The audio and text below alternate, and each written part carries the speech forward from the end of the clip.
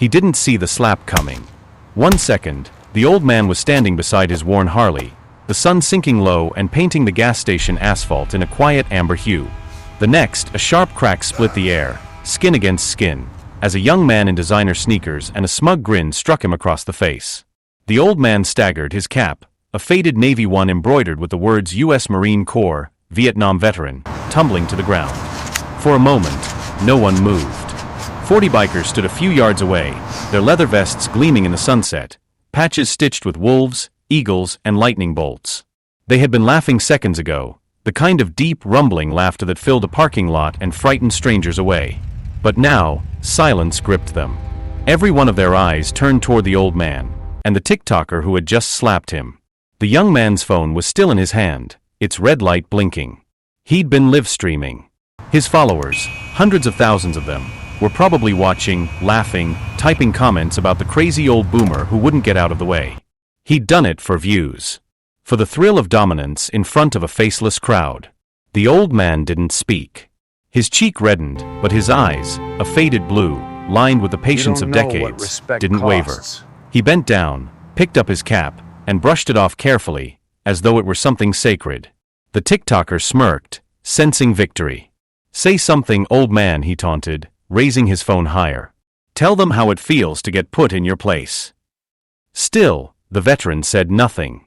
He simply placed the cap back on his head, straightened his spine, and turned toward the bikers.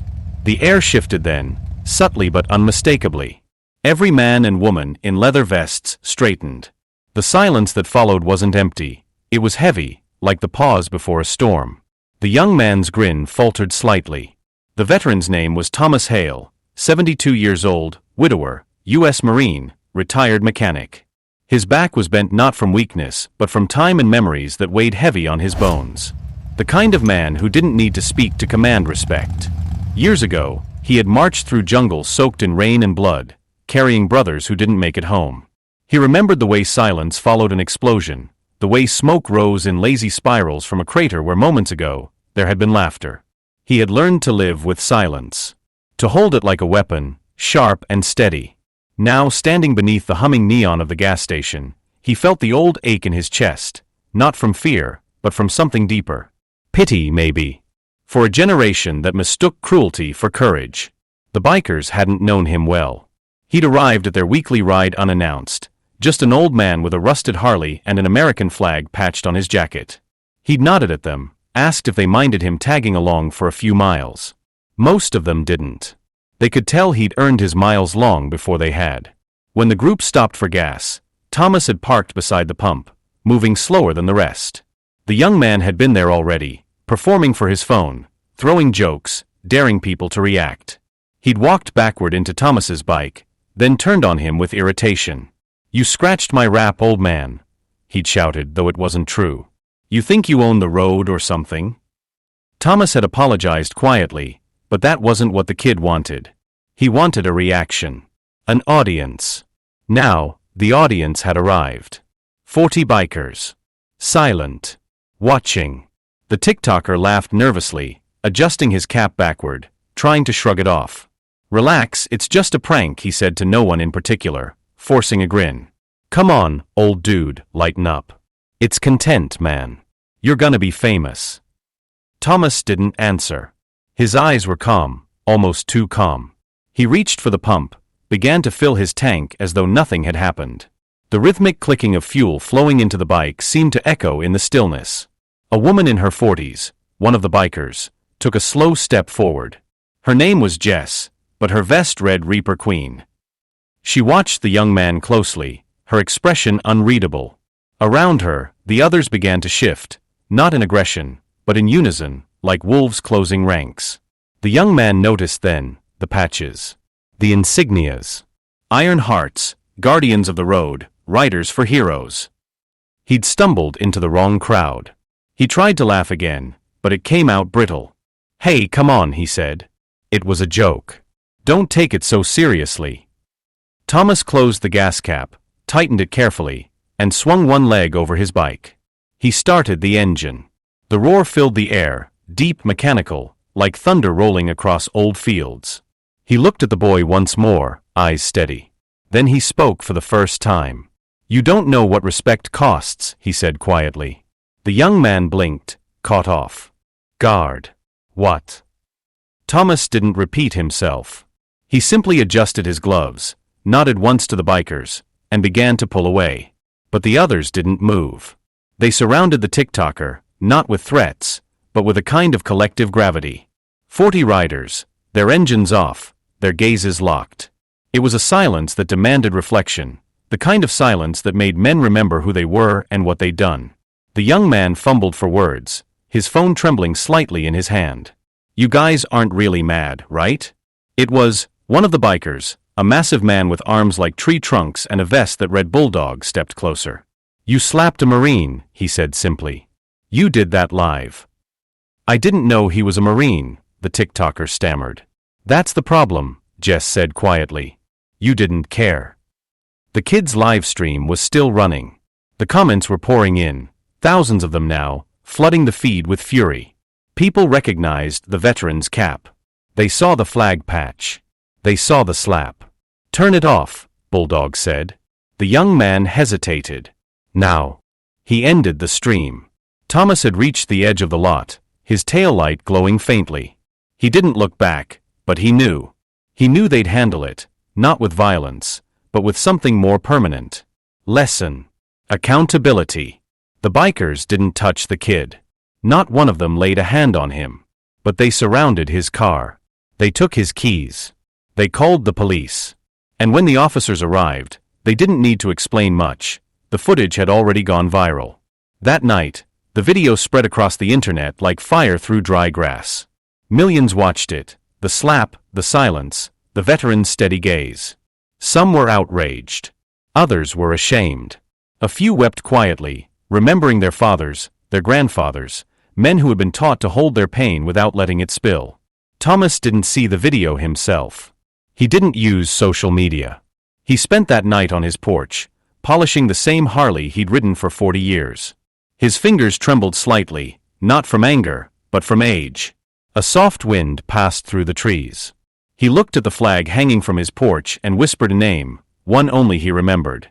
The next morning, his neighbor came by holding a phone. "You're all over the internet," she said. "You're a hero." Thomas smiled faintly. "No," he said. "I'm just old." But the story had already grown larger than him. News outlets picked it up. Commentators spoke about respect, about generations lost to vanity. A movement began quietly, veterans and bikers riding together in silence through small towns, waving flags not for politics, but for memory.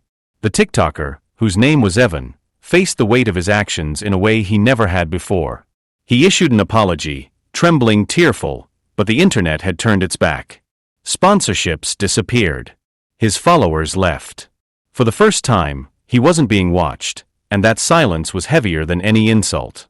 One day, weeks later, he found the courage to visit the old man. He waited by the same gas station, hoping he'd show up again. When Thomas arrived, Evan stepped forward, unarmed, unfilmed, unsure. "I came to say I'm sorry," he said. Thomas studied him quietly. "What for?" "For disrespecting you," Evan said. "For not understanding." The old man nodded once. "Then start understanding. Not for me. For yourself." Evan nodded. And for the first time in a long time, he didn't try to film it. Word of that meeting spread slowly, not as a viral clip, but as a whisper. People began to talk about change, about humility, about the quiet kind of strength that doesn't need to broadcast itself. Thomas became a symbol, though he never asked to be. He continued riding, sometimes with the same bikers, sometimes alone. They rode in silence often, not as a statement, but as a reminder that dignity speaks louder than words. One night, during a charity ride for veterans, Thomas stood by a bonfire surrounded by those same bikers. They'd all seen things, lost people, made mistakes. But they shared something sacred, the understanding that some battles aren't fought with fists or guns, but with restraint. Someone asked him what kept him going after all these years. He looked at the flames and said, "Because silence, when it's earned, is louder than any noise." They remembered that line. It spread, written on leather jackets, printed on t-shirts, tattooed on arms. Months later, Evan volunteered at a veteran support center. He didn't announce it online. He just showed up, sweeping floors, serving coffee, listening. Sometimes Thomas saw him there, always quiet, always working. They never spoke much. They didn't need to. Respect had replaced words. The world kept spinning, chasing fame, chasing outrage. But in a small town, an old Marine still rode his Harley every Sunday morning, the flag behind him fluttering in the wind. Sometimes, children would wave as he passed. Sometimes, strangers would stop him to shake his hand. He'd nod, smile faintly, and move on. He didn't need to tell his story. Others were already telling it for him. And every time someone watched that old clip, the slap, the stillness, the silent dignity, they felt something shift inside them. Guilt. Admiration. Understanding. It was as if the world had been reminded, for a fleeting moment, of what honor truly looked like. The story of the TikToker who slapped an old veteran wasn't about revenge. It was about awakening. About the unseen power of a man who had nothing left to prove. Thomas Hale passed away 3 years later, peacefully, with the flag folded neatly at his bedside. The bikers rode together that day, 40 engines rumbling softly through the town. No one spoke. No one filmed. They parked in front of the veteran's home, stood in a perfect line, and removed their caps. Silence fell again, not empty but sacred. Evan was there, standing at the back. His hands shook, not from fear, but from gratitude. He looked at the flag one last time and whispered, "Thank you." No one heard him. But maybe they didn't need to. Because sometimes, the loudest message in the world is a single act of respect. And as the bikers rode off into the horizon, their engines blending into the heartbeat of the road, the memory of one old Marine rode with them, quiet, steady, unbroken. A reminder that real strength doesn't roar. It endures. And for everyone watching this story, from a phone, a couch, a quiet room somewhere, it asks one simple question. When the moment comes, will you be the one shouting, or the one standing silent, holding your ground? If this story reached you, tell us where you're watching from. Share what respect means to you. And remember, heroes don't always wear medals. Sometimes, they just wear an old cap and walk away with grace.